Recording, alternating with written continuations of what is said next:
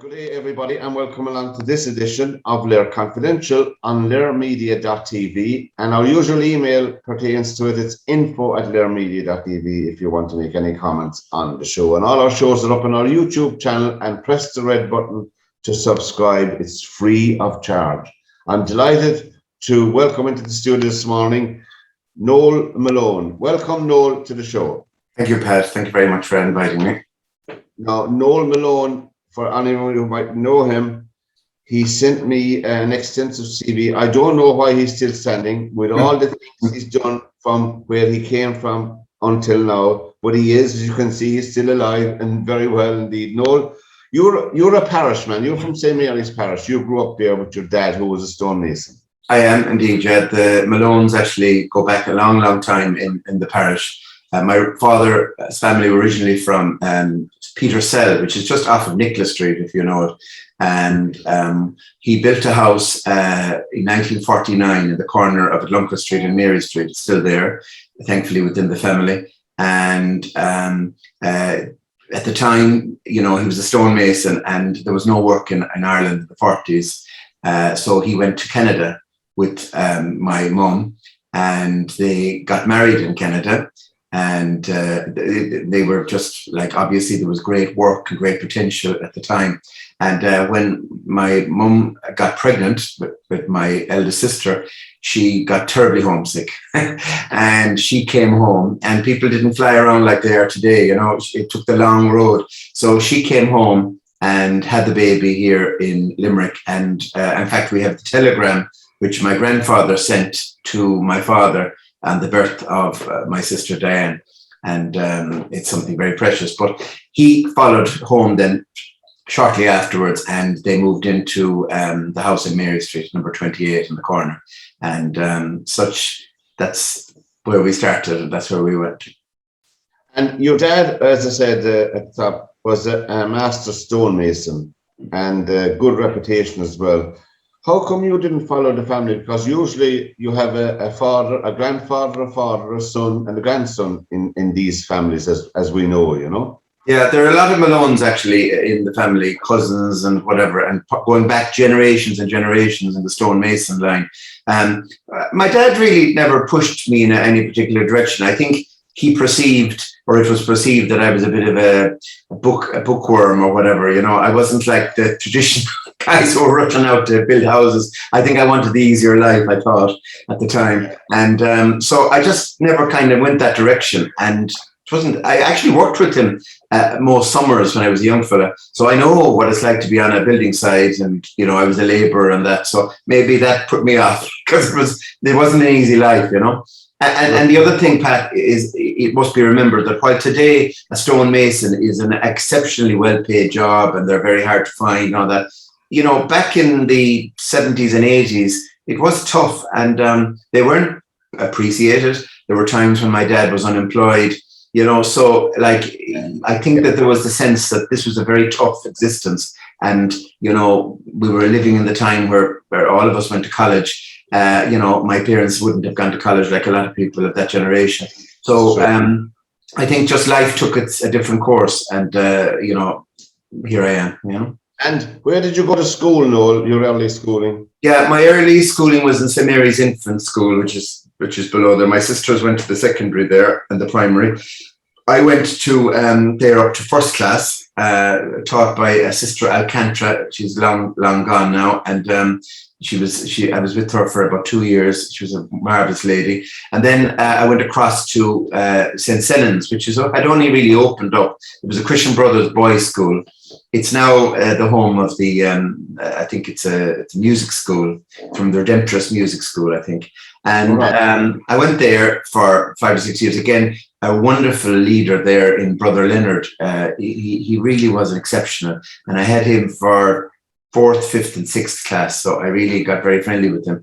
And, you know, that was my time from there. And I was intending to go to the likes of St. Munchin's or Sexton Street, where most of the lads would have gone. But my brother Leonard, who was the principal there, had a word with my mum. And in those days, you know, you didn't decide where you were going. You go where your parents sent you. So they decided that I was to go to Art Scoil, and I didn't really want to go at all because I didn't know anyone. Everyone wants to go with their friends. So what happened was that it coincided. The entrance exam, I remember, was on the same day as my confirmation. So I said, "Oh, that's me off the hook." No. It was arranged that I did it on my own a week or so later. So that's where I ended up in Art Scoil, and I really loved my time there, I must say. And you mentioned a few things there, Noel, about teachers being extremely important. Sometimes they can decide your future without you knowing it. If you fall, they'd inspire you to be the best, and it's very important that way, But you finished in Art Scoil. Had you any idea what you were going to do when you were finishing up there, or had you something in your head? Well, at that time, if you can kind of put yourself back, we're talking about, I think my leaving year was 1982. So we're talking about the growth of Wang, if you remember it, in Limerick. It was a huge, I remember Wang, yes. Yeah, manufacturing company. And it was probably the first after Ferenca and all those where masses of employment happened. And so a lot of the boys in my class in Art Scoil actually went directly to work in Wang. It was like not everyone went to college even then. As today it's a completely different affair. It was kind of nearly the I suppose maybe about 30-40% would have gone to college, but certainly the majority would have gone working in all sorts of different areas. So that was one possibility, but I kind of had an interest in education. Even as a young fella, I was very influenced, as you said there, Pat, by the likes of Sister Alcantara, but also Brother Leonard, the principal in St. Senans. He definitely had a huge impact on me. But the other thing I had was an interest in the church. So I think my mom wanted me to be an accountant or something. She had this idea in her head and I certainly wasn't going to be very good at that. So when I left school, I went to Limerick Institute of Technology doing, I think it was accounting technician or something. I can't remember exactly. And I absolutely hated it. So after about a few months, I left that and I took a job with Aer Lingus in Shannon. And I worked with Aer Lingus and I absolutely adored that job. Ground staff, and I was in the uniform and everything. My mum was delighted. And we had I got to see an awful lot of the world in my time. But when I was out there then, it was really Shannon in its glory days. There was like such work going on and such. It really was fantastic for a young lad. And I got to meet so many people. It really was awe-inspiring. So, but I still had the kind of the graw maybe perhaps to become a priest. So my mum and dad were supportive, but they certainly weren't pushing me in that direction. My mum would have been quite, traditional Catholic lady, would have been into the novenas and all that kind of stuff. And, there were different times. So I went anyway, left Aer Lingus, or at least I came back there actually for 5 or 6 years afterwards. But I left the job and I went to Maynooth on I think it was the 17th of September, 1983. I remember the day. And that's when I started in Maynooth. And it was busy. It was busy then, that time still. Maynooth, wasn't it? There was about 700 students in Maynooth. And in my class, there were 100 first years. I mean, unbelievable. Today, there are something only about 60 in the whole of Maynooth. They'd be lucky to have about 4 or 5 first years. It's such a world away. It is. And that time, of course, then you had. I know what it's like, because I was telling you myself, I was away to thinking as well to be a priest, and you didn't have much choice in it. But anyway, look, it was a very positive experience as far as I'm concerned. But you were in Maynooth. How long did you spend there, Noel? I was there about 3 to 4 years in Maynooth. I kind of was there and I absolutely enjoyed it. I would never change 1 minute of my time in Maynooth. I loved it. And I'm very fond of Maynooth, and I go up there. And I love staying over occasionally. And my daughter went to college there, so we've still quite a connection. And a lot of my classmates, obviously a lot of them left, but a lot of them stayed. Some of them are bishops and things like that. I am a musician. Like, for instance, the Archbishop of Armagh, Eamon is actually a trumpeter, right? And I actually played many's the time. I'm a flute player, but I played with him. So, like, I do know clergy all over the country, really, and internationally a bit, because, you know, at the time, as I said, it was a very big college, and you got to know an awful lot of people, and people in the Limerick diocese as well, you know. So it was wonderful. And when Grania graduated some years ago in Maynooth, Eamon Martin came, you know, the Archbishop, and we had a lovely few pictures, and that he remembered me well, you know. We had a good old chat. So yeah, I loved my time there, and I was very influenced in terms of the diocese, let me say, which many people may remember, of a man called Father Liam Kelly.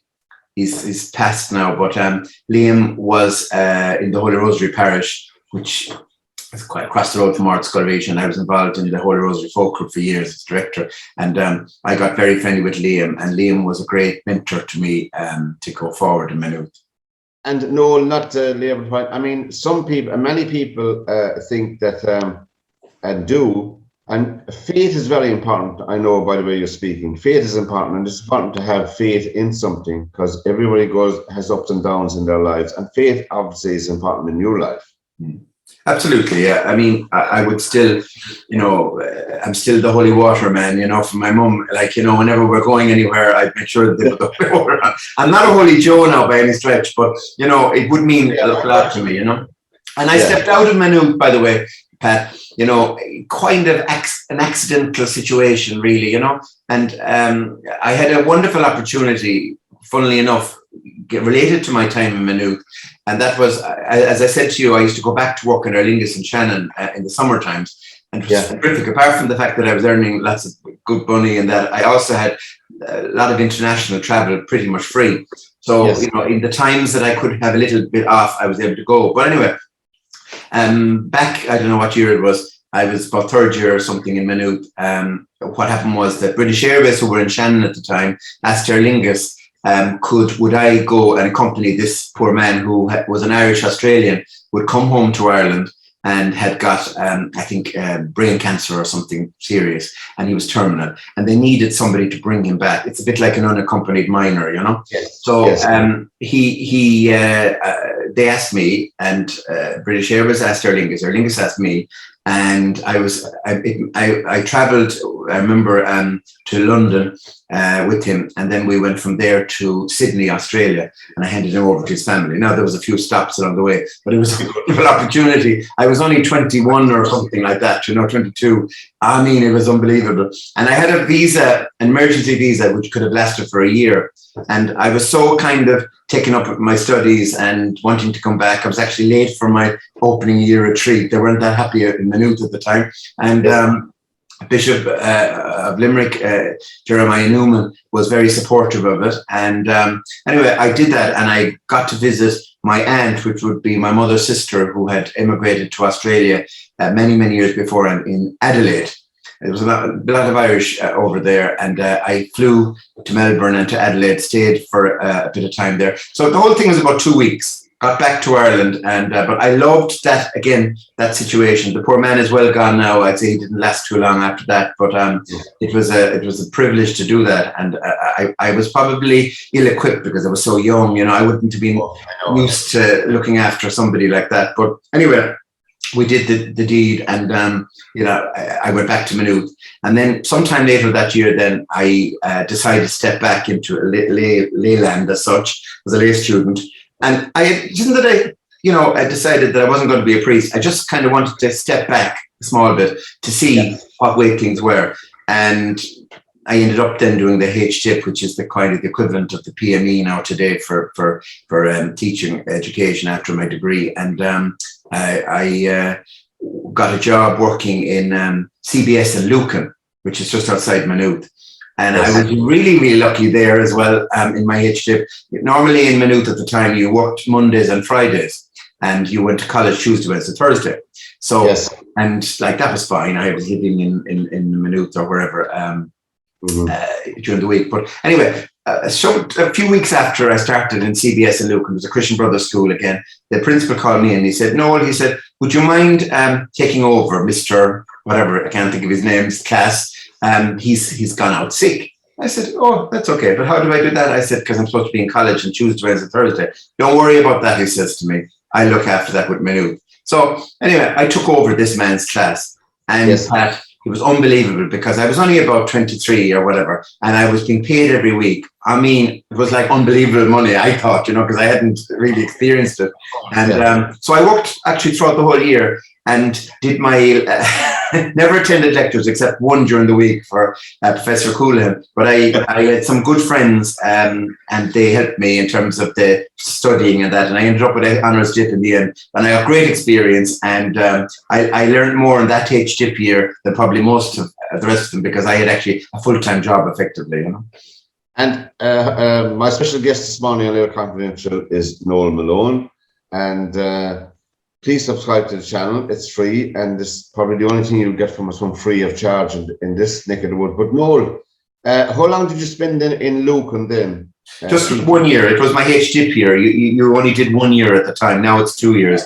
But like as I said, the fact that I was actually being paid, I was effectively teaching fully. I wasn't just coming in, and the supervision was scant. And I remember the late Professor John Coolhan, if you've ever heard of him, he was the professor at the time. He was extremely supportive and helpful. And I remember years later when I went to Croom, and I think it was the Irish Times article about it, he wrote me a beautiful letter, personal letter, which I actually featured on my LinkedIn page because I just loved it so much. I'm very proud of it, you know, complimenting me on that. But he was a great inspiration as well in terms of education. Now, you eventually wound up, how did you eventually wound up in Croom? Was it 99, 98, 99? Yeah. Well, I had my first 10 or 11 years were spent in Copswood College, Salesian College in Pallaskenry.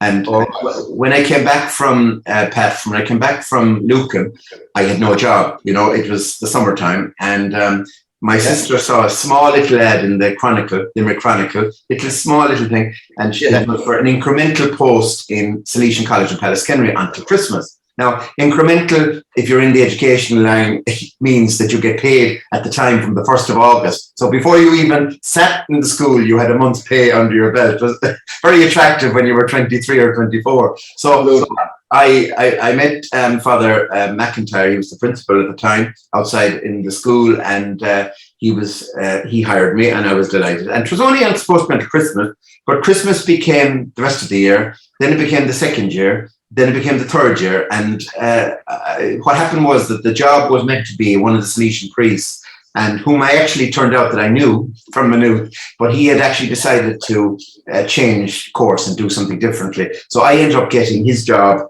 There was a priest who had retired, absolutely giant of a man, head of English out there, Father Donnellan, Pat Donnellan.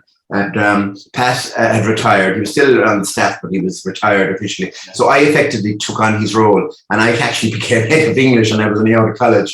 And like he was a big act to follow. No, I'll tell you that. But yeah, that was a wonderful opportunity. And at the time, the boarding was finishing up in Copswood and Pallaskenry, and Father McIntyre, all the boarding areas there were being cleared. And I suggested, well, what about a computer room? Now, I know that sounds like absolutely normal for today, but believe me, in 1990, that was very unusual. But I had a big kind of interest in that whole concept of technology and education. So he was fantastically supportive, and we set up our first, I think we had 25 computers. They were, if you can recollect, 286s. They weren't even what you call today. I remember the 286s. Yeah, with 20 megabit hard disks. Hard disk 20 megabit. I mean, you just wouldn't believe it. So I have some lovely pictures of that, and we were the first, I think, school in the region, and certainly we had the most sophisticated computer lab nearly in Munster, certainly, because it was so new, you know, and we had great people to come out of that group. So I ended up teaching English and ICT predominantly for the next 11 years, you know. Yeah, and obviously you were well suited to teaching, Noel, because, you know, by the way, you're speaking this morning and talking to you, were well suited, and you had a good rapport all the time with the pupils as well, you know. And of course, pupils always respond. I'm not an expert in this. I've been only at the other side of the desk, so to speak, but they always respond to encouragement and positivity. I know it sounds trite to say that, but really they do, you know. Absolutely. And as you said, the innovation of having a computer room, a state-of-the-art computer room. I worked for a company in the late 80s, early 90s, and our company, IBS, we equipped the Ursuline Convent in Thurles. I remember going into Sister Brushman. She was a dynamo, a real forward-looking. We supplied all IBMs that time with them, all IBM computers, but you know, really people like yourself and like her now, I only know her personally, who had the foresight to look down the road. That's what it's all about, really. That's what's important. And you spent 8 or 9 years there, and you moved into Croom at the time. It was a secondary school, obviously. Yeah. And what position had you there then when you moved into Croom? Yeah, I was 11 years in Pallaskenry, and funnily enough, the time of my departure was kind of reasonable in the sense that Father McIntyre, the headmaster, was also moving. So just it's the way things happened. And I applied for a position in. I had been transport officer in Pallaskenry, so I was dealing with the school transport in and out of the city and that. And within that, I got to know the people in the BEC, the County Limerick BEC, people like Sean Burke and that, who were the CEO. So when a position came up, it was actually, again, quite accidental. I was actually on holidays, and my sister, they keep seeing these things, my sisters, but anyway, they saw the advert for Croom, and I had already applied for a position in County Limerick BEC the previous month. And I was abroad, and my sister went and she said, look, there's another school, St. Mary's Community College, it was called then, in Croom. And I really didn't know much about Croom, except that you used to drive by it when you were going to Cork. That's as much as I knew. So I said, sure, I'm away. And but at the same time, I had the application form for the other school right in my desk at home. So my sister said, look, I'll go over and I'll send it on for you, you know, because it was the same thing really, basically, just to change the name at the top, which I did. She did. And then I came back from holidays and I didn't think much of it. And then suddenly I was called for interview. And after the process, I ended up getting the job.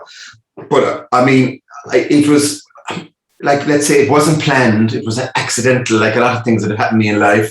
And I got the job and really was so sorry leaving Pallaskenry, but I was excited because I was kind of an ambitious kind of a young lad, and I kind of wanted to do something, you know, I was mad to do things at the time. And, you know, that was the one offered to me, and ended up coming to visit the school with Sean Burke, I remember, and there was only 12 teachers left in the school. There was only 86 students.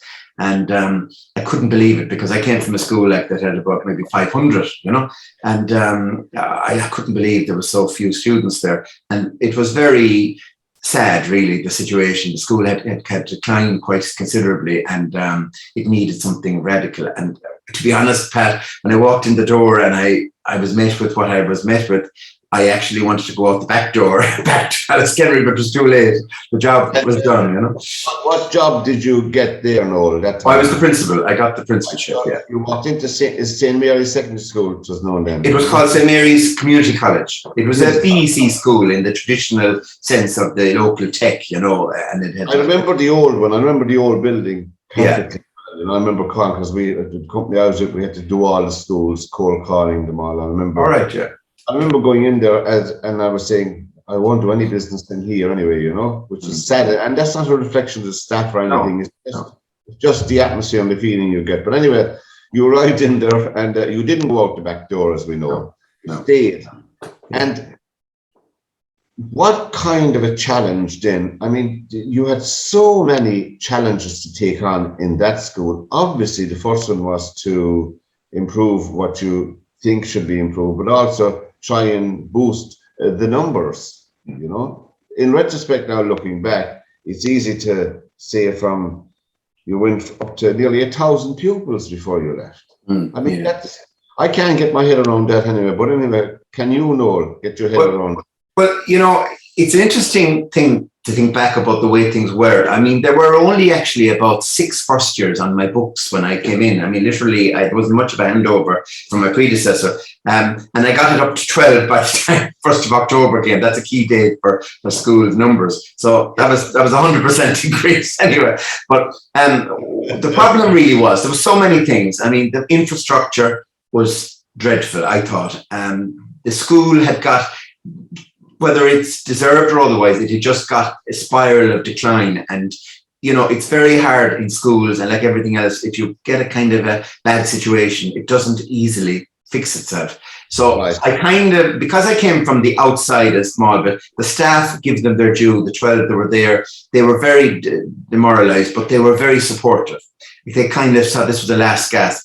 Subsequently, I think I heard that really the school was going to close at the end of the year, and I would have been the kind of the last principal there. I don't know what they would have done with me, but anyway, that didn't happen because the way things changed. But fundamentally, Pat, if you can recollect, the first few things that I kind of felt we needed to do. One, we need to change the name of the school. So we changed it to Coláiste Ciarán, right? We changed the unit. There was pretty much a dreadful uniform. We put in a very strong uniform. I'm talking about with shirt and ties and blazers. I mean, I wanted to outdo the others, you know. Number 3 is that brought in a whole sense of discipline and order and whatever. Painted the school different colors, you know, inspiring photographs, inspiring things like teamwork and that. And then went around to the classrooms. I remember in my first year there, and first couple of years, you know, trying to reassure the kids that this school could be the best school in Ireland. I used to say this, you know, and like they used to laugh at me, I'd say, and the staff, but like I just believed it. But apart from those kind of things, which are really important, the reality is that how could I get kids to go to the school when there just wasn't enough of them around? And because the school had declined in years, a lot of the transport from the school transport system had stopped. So, you know, the school transport only operated, there's enough people using them. So really there was no buses coming into the school at all. So if you can't get kids to the school, how do you get them? And then the problem was that there was a bypass built from Croom, if you can recollect, around that time. So even Bus-Éireann buses, the ordinary buses, were only going in there maybe once or twice in the day, and it certainly wouldn't work for a school setup. So I was really in an awful state. So I tried with the DEC, they couldn't really help. I tried with Bus-Éireann, they wouldn't help. I tried with the Department of Education, they weren't interested. Nobody was interested in really sorting the problem out, because they said, well, you know, what can we do? You know, you don't have the numbers. So I was kind of in a vicious circle. So what I did was, part of the success of the school at the time was, as I mentioned to you earlier, my interest in ICT. And I was very influenced by Bill Gates and what was then known in the 80s as Microsoft Anytime, Anyplace. So kids, I suppose, they would be the earliest laptops you could think about, right? So I kind of said, well, okay, we'll do something really different in Croom, something that no one else has done in the country, and make it, you know, something, you know, extraordinarily, you know, unique. So we started getting laptops, and I approached Dell. And Dell were in Limerick, and they were very supportive, and I made some very good connections there. So Dell supported the laptops, number one, and they did for years and years and years, all the way through my time there. Oh, yeah. Wonderfully, yeah. But they also, and significant financial help, but also, and the kids and the parents, of course, as well. But also, very importantly, they supported the purchase of a bus.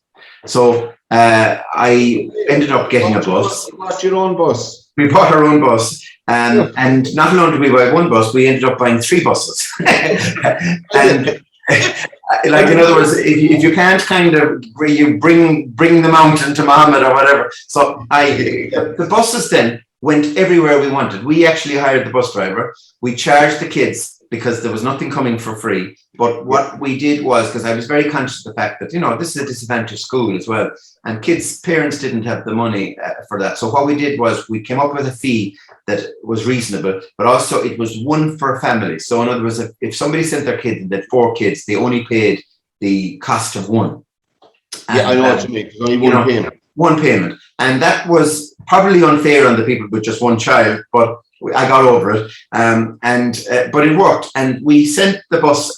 People might remember seeing our Coláiste buses because there was Dell and everything. There was a lot of stuff on it. They were very nice. And they went around the nooks and crannies of the North Circular Road. They went in every corner of Limerick, right? And they brought kids every morning, and the kids would be waiting at their bus stop in their blazers and everything. And in a sense, they sold the school themselves. And then that led on to other buses. Then I was still outside the school transport system. No way would they bring kids from the city.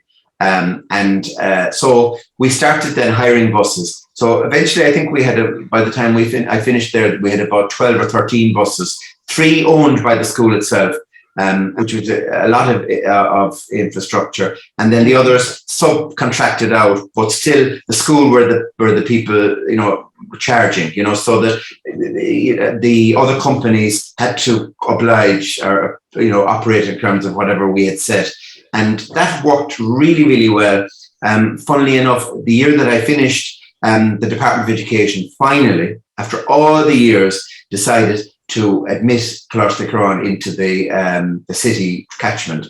The bus scheme. The bus scheme. So like now and for the last number of years, kids can avail of the school transport as if they're going to their local schools. So that's a huge plus. But we did it on our own for all those years. And I didn't know that. No, yeah. I really didn't know that about buying or getting your own buses. Yeah. I mean, really, the whole infrastructure was missing. And how supportive of the VEC? I mean, there's only so much anybody can do. I understand that because I've been a civil servant in the department. I know how things move very, very, very slowly, And in fairness, Sean Burke, who was the CEO for most of my time, all my time practically in the VEC. Sean was very supportive of the school. He had been a former principal at the school, and years before, so I think he had a particular mass on the place, and really, he didn't spare in terms of the support, in terms of the infrastructure. Now, I think he probably thought I was completely off my trolley doing things like buying buses and things like that, and got everyone into all sorts of trouble because when that article appeared in 2011 in the Irish Times, I remember, there was an interview, and I have a copy of it. Maybe you've seen it, but there was I mentioned in it, I think, or somebody mentioned about the buses.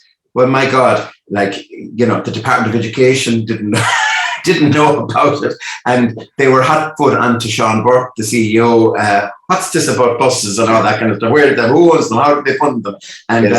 And then I remember the VEC, of course, were on to me, and I had to do big reports and that. Everything was above board, of course, but you couldn't say that I was conventional, and Coláiste was far from a conventional secondary school. Now, of course, my special guest is Noel Malone with us here this morning. We're delighted to have you, Noel. Now, Coláiste, obviously the size of the school became problematic quickly because of the numbers, I presume. Yeah. And then that challenged you in all sorts of ways again, and the staff. Well, basically, we became prefab city. I mean, it's terrible, and sometimes I quite hurt, but I could understand how past pupils sometimes say, when will this ever end? Because we had something like 20, 30 rooms which were prefabs, and kids were operating in a very, I would like to think at a very high level in substandard situation. It's just not good enough. I mean, the main building was fine, but that was only fractional for the school. You were dealing with prefabs all over the place, and it cost the department a fortune. And part of the reason, really, again, a bit like the success breeds success, or what happened was that the school was growing so well. I mean, we got something like within 2 years, I think we had got something like the school up to around 300 or something, and then just went up and up and up. By the time I finished, we had 175 first years from the time I started with my 6. So I think that was pretty good. Because the drain on the infrastructure of the school was quite enormous, and yet I wanted to provide for them as best I can. And what happened was that they had decided that they wanted to build a new school, and that had been decided then after a few years. And they had arranged a plot And it was being built for 500. But then it became very obvious the school was going to be way bigger than that. So then it was going to be 600. Then it was going to be 700. And eventually it was going to be, I think, 1,000 or 1,100, right? By the time we got to the end of it. But we had all sorts of problems with planning. You know, the EDC, with the best of intentions, there was objections, the land, and there was, road works, how to get there and all that stuff. It was just mired in that for years and years. And it was soul destroying to explain this to parents and to kids who I'd be promising, like when they were in first year. Now, lads, you'll be in this now by the time you get into third year. And by third year came, I'd be saying the same to the first year. It was very disheartening. But we kept with it. Even with all the technology and that, we still got over all that. And the school still, people believed in me, believed in the school, believed in the staff and the concept. And, they came from far and wide. And despite the infrastructure, let's put it that way, they stuck with us. And, the laptop initiative, for example, was so unique that, without fear of contradiction, there wasn't another school in the country that had anything like the level of, forward thinking that was going on. We were only tipping the iceberg. And a lot of the stuff now, I'm afraid, well, I'm not afraid, I'm glad in some ways, but, it's become current. The stuff that we were doing years ago now is essential, right? And part of the pandemic issue, where it hasn't worked, Pat, is because schools years ago didn't prepare like stuff that we were doing. They didn't do what they were doing. The Department of Education didn't do it. And then you have a crisis and then you're trying to pick up the pieces when maybe there isn't the kind of the setup there. So yeah, to answer your question a long way, yes, they were as supportive as they could be, but we were really, really under pressure about the new building. And when did it get finished, Sean? Yeah. Well, the new building itself, actually, only this year they actually moved in December, like the end of last year in January. Really? Yeah, that's how long it took. And by the way, since I left, the school then started going into a bit of a decline, unfortunately, and the numbers were changed. So the school, I think, has been built now for about 750. I could be wrong on that, 750, 800. So, the numbers are down, but, it's a fantastic building. And thankfully, I was very much part of the planning and the design and that. And it's just an absolutely wonderful building. And, I'm sure it will last into the future. On November the 1st, 2011, the Irish Times, is this Ireland's best school? Yeah. 1st of November 2011 in the Irish Times. I looked at it across the other ones as well. It went from 251 to 905. That time, the pupils I'm talking about. Yeah. In 1999, it had 86 pupils, and 2011 it had 905. But Sean or Noel, is this Ireland's best school? It was rated number one on all the matrix that they used, whatever things they use in the department, I don't know, but at least, for Coláiste Ciarán to be rated number one, I'm thinking now, of course, I'm a bit biased being from Cork City, you'll have CBC and PBS. Yeah. You know what I mean? You have Pres and Christians, all these schools that trip off the top of your tongue. Sure. And there's Coláiste Ciarán, top of the pile. Yeah, and it wasn't just about the expansion and the numbers and all that, which were obvious. We were also scoring really, really high in terms of our academics. A lot of our kids were well up there in terms of the university. And remember, Pat, this was a DEIS school, a disadvantaged school. So that's very important to remember. You're talking about kids that came from situations, some of them. Now, there was it was a very wide body by the end, but certainly in the earlier years, who may not have had much encouragement at home in terms of going on to college, may not have had the resources to go on to college, and needed to be kind of nudged. I remember there was one particular girl that strikes me just in terms of that, and obviously I'm not going to mention any names, but I remember she came into me upset, right? It was around maybe 3 or 4 months before the leaving cert, and she said, "Sir," she said, I don't think I'm going to go to college. And we had been encouraging her for a few years to go to, she had an interest in primary teaching. Now, she was a wonderful girl. Anyway, she said to me, I don't think we can. And I said, well, what's wrong? What can we do? Is there a problem? And basically her parents had decided that they needed her to go working. They couldn't afford for her to go to college. I'm not talking about fees. I'm not even talking about maintenance. They needed her out there working. So I was actually devastated and she was very upset. So anyway, I did what I could with some of the staff and we made a few calls and we got some extra supports and we encouraged the parents to give her a go. And anyway, that girl, now I haven't spoken to her for many, many, many years, but I know that she became a primary school teacher and is teaching now. And fantastic. That's fantastic. That's just one example. You know? I know you out of many, Noel. Now, you spent, as I said, you left when did you leave Coláiste Ciarán? My retirement date was the 1st of January 2019. So I'm retired now 2 years a bit. No, and what will I say is that I wanted to do something really interesting and different, even though I've been in education all my career. So I had remnants, I had visions of my mum asking me that I should have been going into being an accountant. That was never going to happen. But so what I decided to do was I was very interested in the executive MBA out in UL. I'd never gone to UL, and the MBA was something that really caught my eye.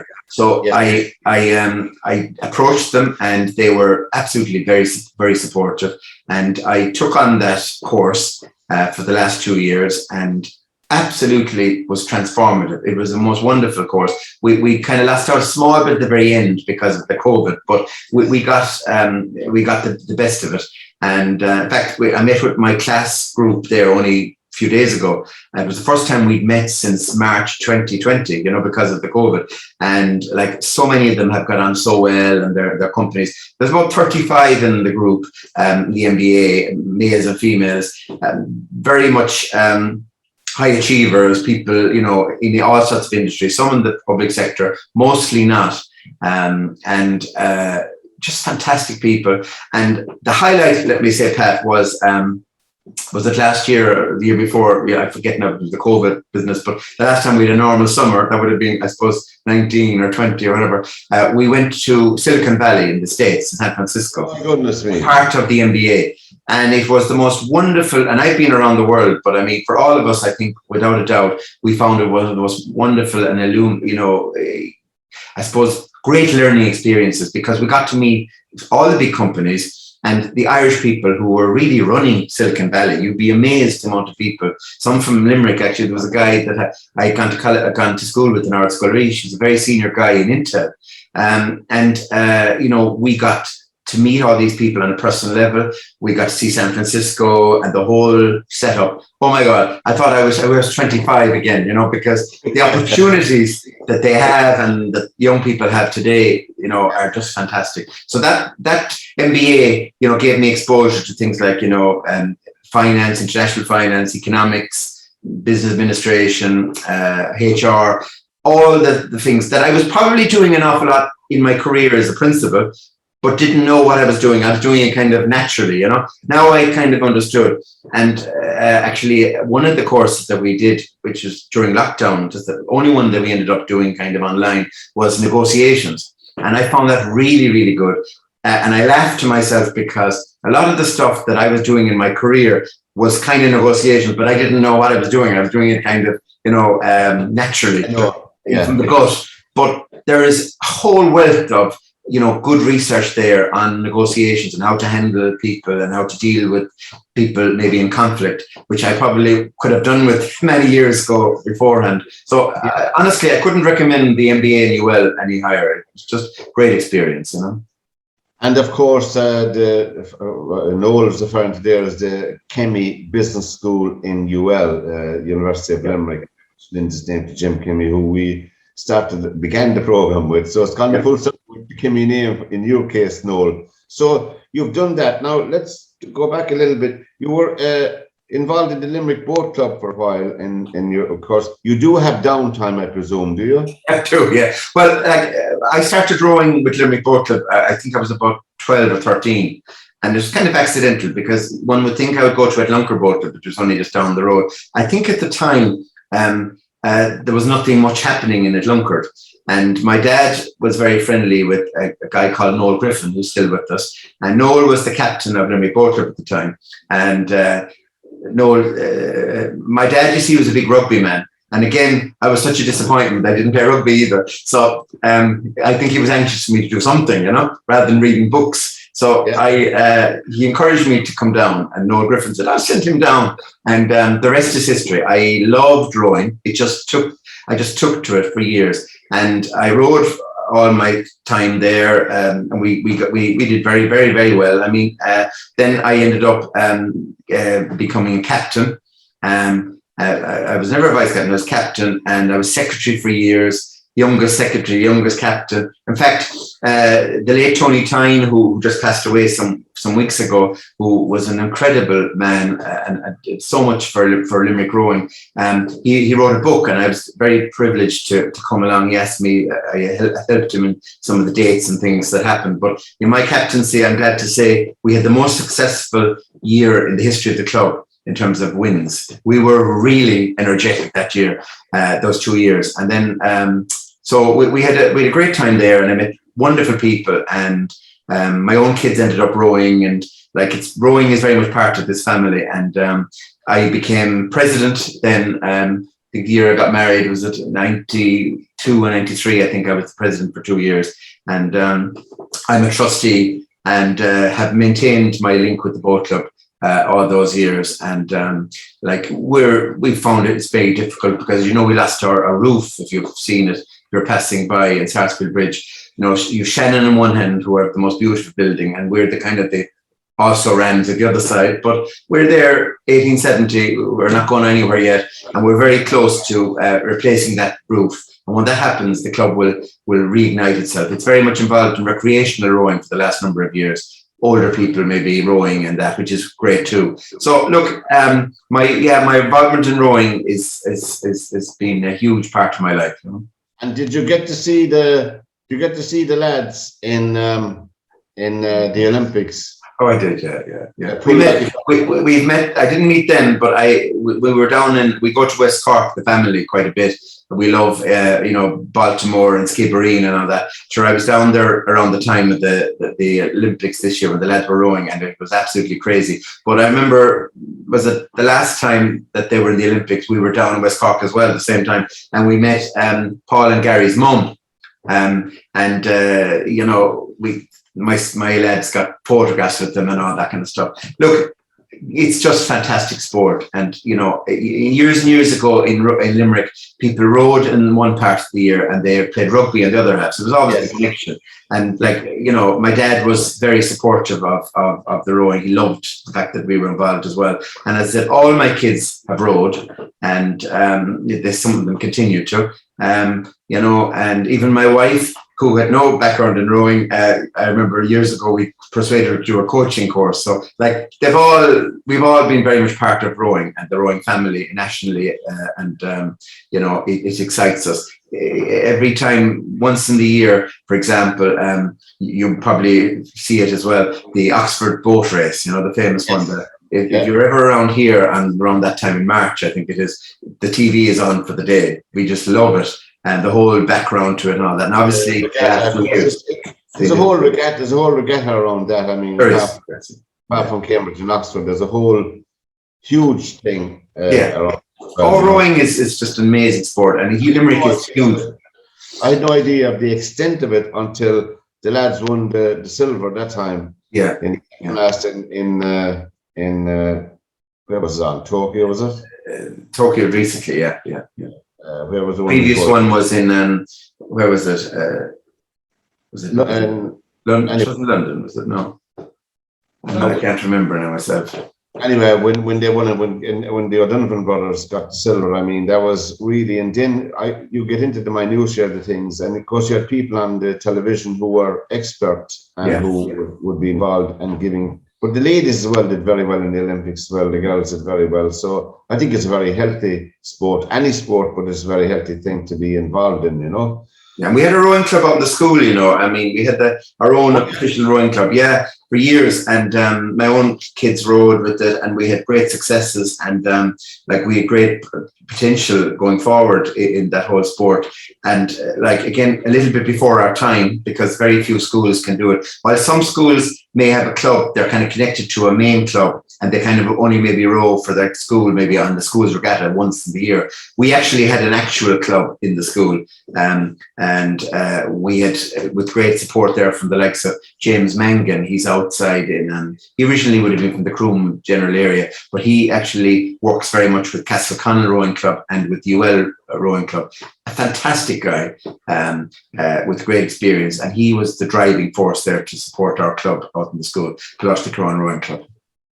Now, Noel, what's on your plate next? Do you want to divulge it at all, or what? Jeez, God only knows. No, I mean, I've had a few possibilities in terms of where I go from here. Like, I don't want to hang up my boots because I'm not quite over the hill yet. Yeah. The MBA has given me a whole new lease of life and a different perspective. So I'm looking at a couple of different things, but I haven't quite found what it is yet. I'm involved in Rotary as well in Limerick. I don't know whether you're aware of that. And that again opens me to the likes of Tony Brazel and all these guys, Fergus Quinlivan and that, who are giants in terms of the business community here in Limerick. And we've done great work.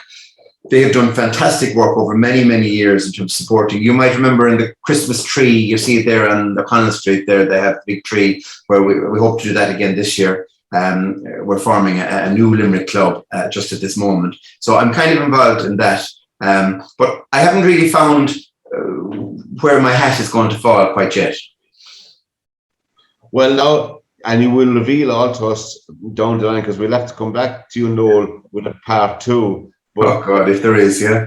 Oh, yeah, absolutely. And we have a few more ideas to run by you, but not on this show here. Sure. They are all secrets. But for this edition of LiR Confidential, it's been an absolute joy and a pleasure, Noel, to see you so healthy as well, and well in yourself and happy.